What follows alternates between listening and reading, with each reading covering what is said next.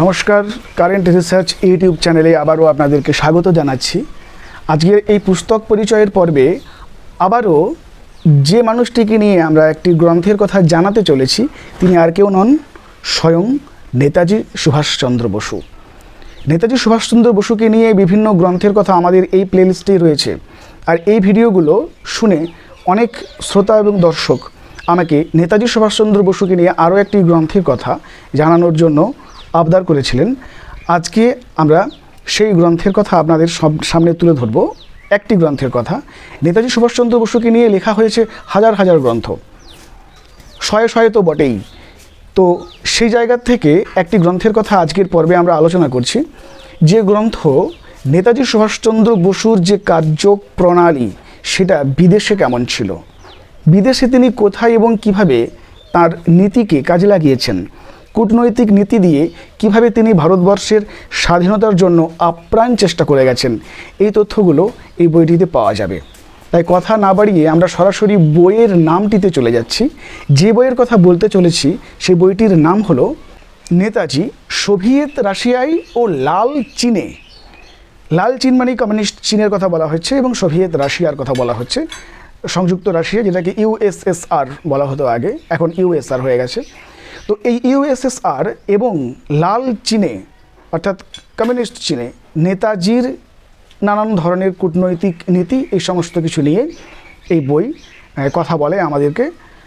এই বইটির ভিতরে আমরা দেখতে পাবো যে বিদেশে মানে বৈদেশিক যে সমস্ত নেতা নেত্রীরা ছিলেন তাদের কাছে আমাদের নেতাজির গ্রহণযোগ্যতা ঠিক কতখানি ছিল।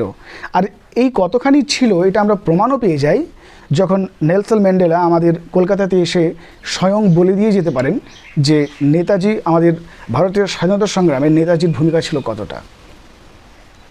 আমরা বিভিন্ন বৈদেশিক যে সমস্ত রাজনীতিবিদ আছেন তারাও কিন্তু এক বাক্যে স্বীকার করে নিয়েছেন যে নেতাজি ছিলেন সেই সময়কার ভারতবর্ষের হিত সাধনের জন্য, ভালোর জন্য সবথেকে বাস্তববাদী পদক্ষেপ নেওয়া একজন ব্যক্তি।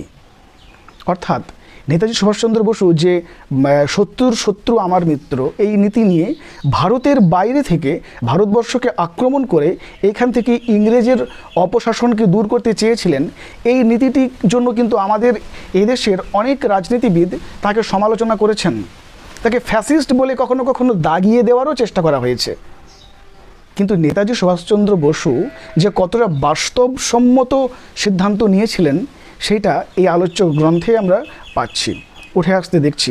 বিভিন্ন জায়গায় এটা নিয়ে আলোচনা হয় এবং নেতাজি সুভাষচন্দ্র বসুর যে মৃত্যু রহস্য, যেটা নিয়ে আমরা ভিডিও করেওছি এর আগে, সেখানেও আমরা দেখেছি যে নেতাজি সুভাষচন্দ্র বসু সম্পর্কে অনেক অজানা নথি আছে, অনেক অজানা তথ্য আছে, যে তথ্যগুলো বর্তমান সরকার আমাদের কাছ থেকে মানে আম জনগণের কাছ থেকে হয়তো সঙ্গত কারণেই গোপনে রেখেছে।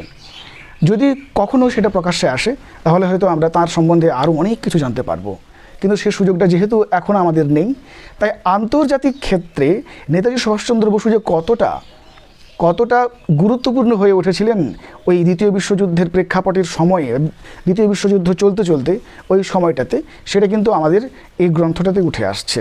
অতএব যারা নেতাজিকে ভালোবাসেন, যারা নেতাজির এই কার্যপ্রণালীকে মনে প্রাণে বিশ্বাস করেন, তাদের কাছে অবশ্যই এই বইটি একটি অবশ্য পাঠ্য বই। দেখতে পারেন বইটি। আজকের পর্বে আমরা এই বইটি নিয়ে কথা বললাম, আবার অন্য কোনো পর্বে হয়তো অন্য কোনো বই নিয়ে আপনাদের সঙ্গে হাজির হব। ততক্ষণ নমস্কার, শুভ বিদায়।